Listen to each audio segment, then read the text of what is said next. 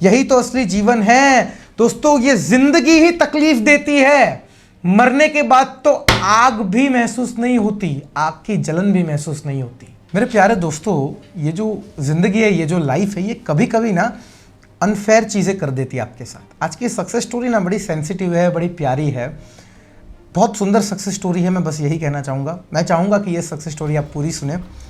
काफ़ी मोटिवेशन वाली success story है। अंत में एक प्यारी सी मुस्कुराहट आपके चेहरे पे होगी। नमस्कार, मैं Rishabh Gautam, the law of attraction coach, motivational speaker. बहुत बहुत स्वागत करता हूँ आज की सुंदर सी सक्सेस स्टोरी में। Without wasting any further time शुरू करते हैं आज की सक्सेस स्टोरी।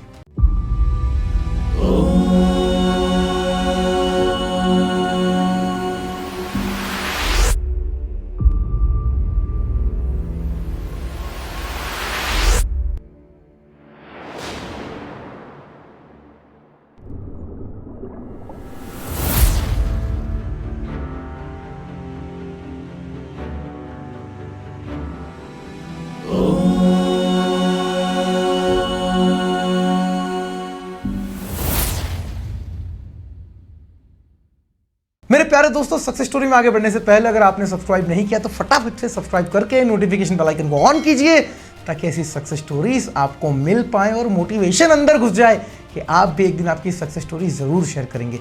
फटाफट से सक्सेस स्टोरी पढ़ लेते हैं जो हमें भेजी है पूजा यादव ने, जो कानपुर से हैं। हेलो ऋषभ सर, मेरा नाम पूजा है।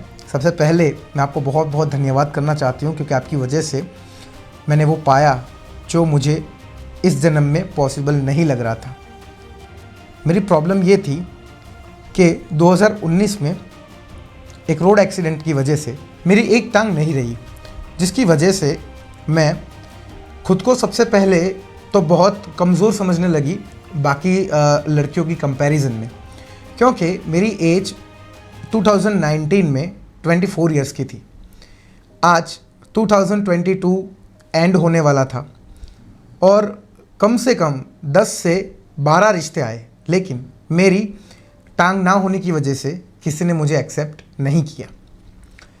मैं एमए में पढ़ाई कर चुकी हूँ, मैं गवर्नमेंट टीचर हूँ, मेरी क्वालिफ़िकेशन अच्छी है, मेरी फैमिली बैकग्राउंड अच्छी थी। सारी चीज़ें अच्छी होने के बावजूद कोई मुझे एक्सेप्ट नहीं कर रहा था।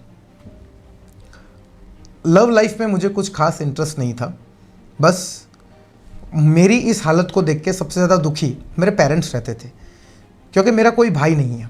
मैं मेरे पेरेंट्स की ओनली चाइल्ड हूँ, तो उन्हें यही टेंशन रहती थी कि हमारे ना होने के बाद हमारी बेटे का क्या होगा।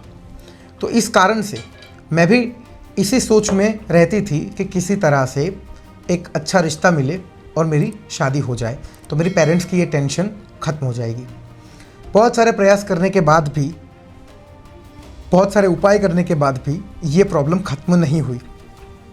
फाइनली एक दिन मेरी कॉलीग हैं, उन्होंने मुझे एक वीडियो दिखाया जो ऋषभ सर का था, जिसमें वो एक बहुत ही प्यारी सक्सेस स्टोरी का जिक्र कर रहे थे।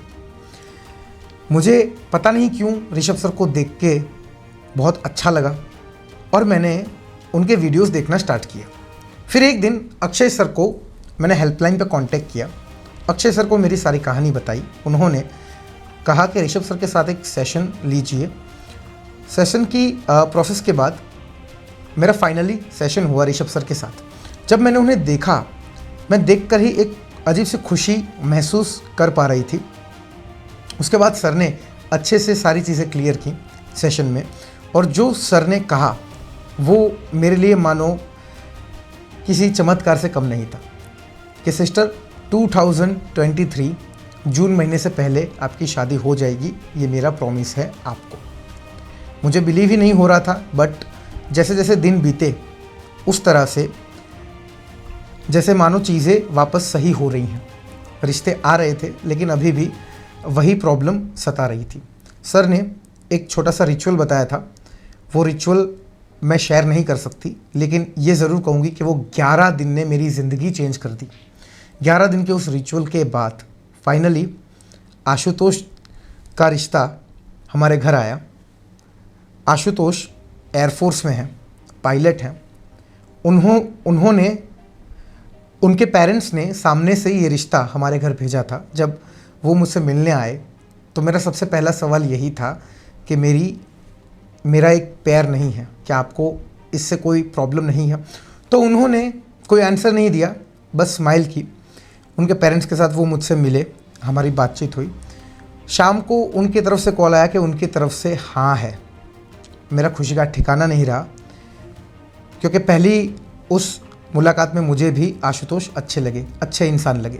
सब बातें अच्छी तरह से हो गई और जैसे ऋषभ सर आपने कहा था, आप मेरे लिए एक भगवान बन के आए हो जिसने मेरी ज़िंदगी खूबसूरत बनाई कि बहन आपकी शादी जून 2023 तक हो जाएगी।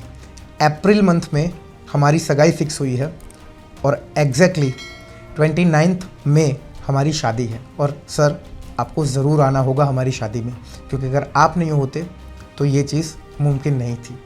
मैं आपने मुझे एक नई ज़िंदगी दी है।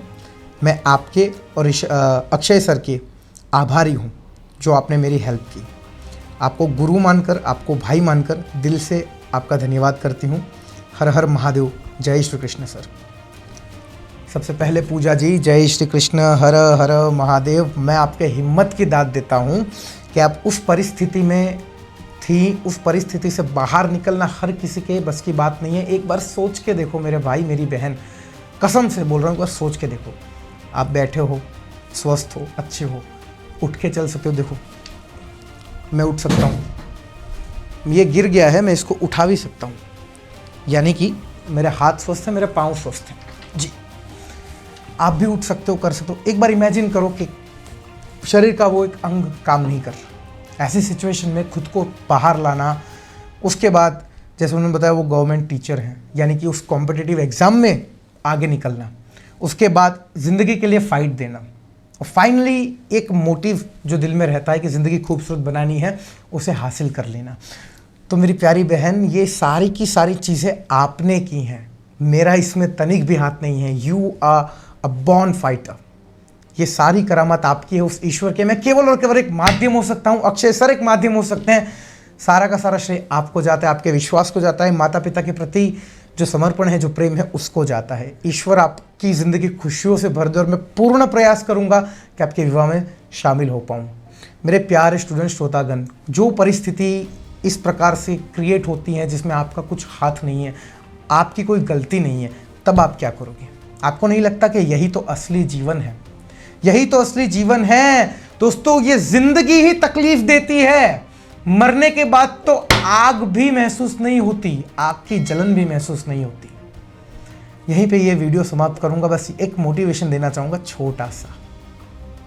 सारा खेल आपके हिम्मत और आपके विश्वास का है, उसे कभी टूटने मत दीजिएगा। जिंदगी बेहतर नहीं, जिंदगी खूबसूरत बनेगी। जय हिंद, जय भारत एंड जय श्री कृष्ण।